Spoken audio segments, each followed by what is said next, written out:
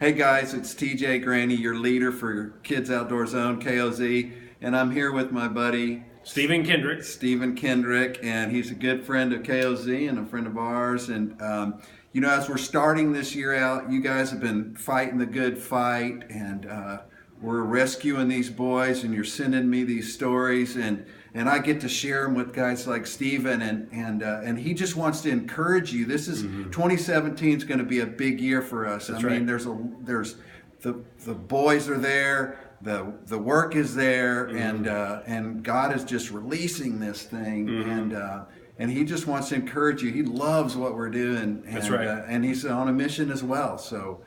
Well, and when TJ told me about the ministry last year at the Fatherhood Commission, I was blown away. I was like, this is a really good thing. The thing I'm always looking for, though, is God in this. Is this a man thing or is this a God thing? So when you think about this ministry, not only lining up with the Word and James 1:27 and multiple passages about God's heart for the fatherless, but also what it does in the heart of man, that God has wired men to want to go out and live an adventure and to be able to pour into other people as well. And so, but the fruitfulness of this ministry, you're seeing boys come to Christ. As you're ministering to them, the men are stepping up in the church. A lot of these guys that are feeling unemployed in the church because they're like, I don't want to stand around serving coffee, and eating donuts, and that's all I do for the faith, or give in the offering plate. I want to go beyond that. And so there's so many men that are gifted by the Lord to get out there and get after it. And, Jesus is walking around with his disciples, and they're fishing, and they're interacting with people, and they're getting in boats, and they're outside a lot. And there's a lot of discipleship that took place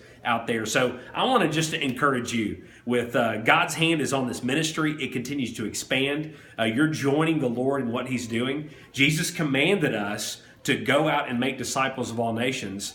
And specifically, when I think about these young boys that you're pouring into, that's the next generation of leaders, and they need somebody to instill into them that there is a loving God in heaven who wants to have a relationship with them. You're introducing them to the fatherhood of God.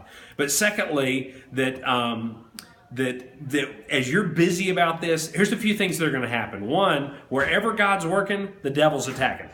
And so you can expect that as you're busy about doing this, that the devil's going to try to come after you.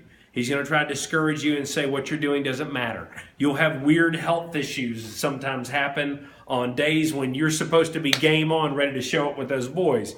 Sometimes the enemy will try to get you to have a fight with your wife or your kids right before it's time for you to present the gospel or share your faith, and or try to get you to stay up late the night before, distracted, watching videos on YouTube when you ought to be praying and resting to get ready to go meet with those boys the next morning. So just expect the devil to attack. He's a distractor, he's a discourager, he's a deceiver, and he wants to divide you and your team. And just plan on it, anticipate it, and be on guard against it. Secondly, is be encouraged, because the devil wants to tell you that what you're doing, that you don't have the resources, you're not qualified, you can't do it. And I just want to give you the gift of Philippians 4. Philippians 4 is this powerful chapter of the arsenal that we have in ministry. And in that one chapter is when the Apostle Paul says, I can do all things through Christ who strengthens me. God is going to give me the grace, the power to be busy about advancing his kingdom. Secondly, that passage talks about that God's going to supply what we need. He's going to supply the resources. He's going to supply the people.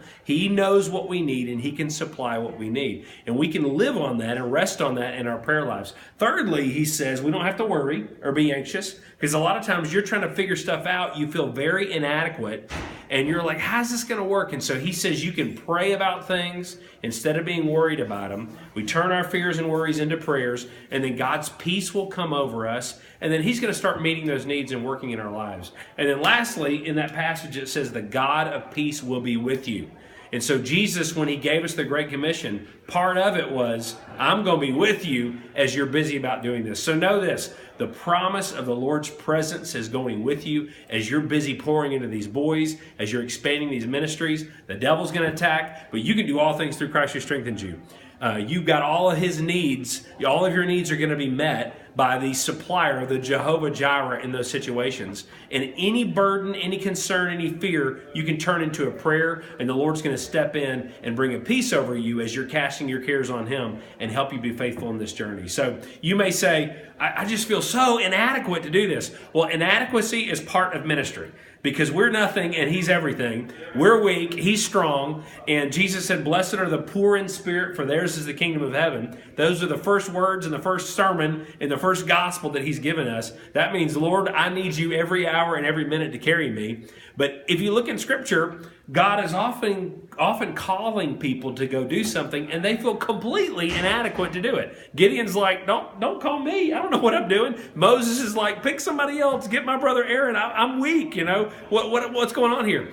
And in that place of inadequacy, there's a reliance upon the Lord, and that's when he steps in and gets glorified, because he shows up and shows off, and great things happen, and you're just in awe that it wasn't you, that the Lord stepped in. That's how we've made the 5 movies that we've made. That's how we've done ministry for 20 years, is we're nothing and he's everything. Let's press on and be encouraged knowing that God's going to show up. And he always shows up and is always faithful. So let me give you this verse. It's Galatians 6:9. Be not weary in well-doing, for in due season we will reap a harvest if we don't give up. So don't give up. On those days when you're weary, you want to quit, don't give up. Be not weary in well-doing, because you're going to reap a great harvest for the kingdom. And there'll be more feet in heaven and more future generations impacted, because you're joining the Lord in what he's doing in the lives of the fatherless. So, man, preach it, brother. Come on now. And guys, I just want to encourage you to be courageous and fireproof yourself in your war room. That's right. And God bless. Thank you, brother. Thank you, brother. And we'll see you guys this year. This is a big year. Let's go. Go after it.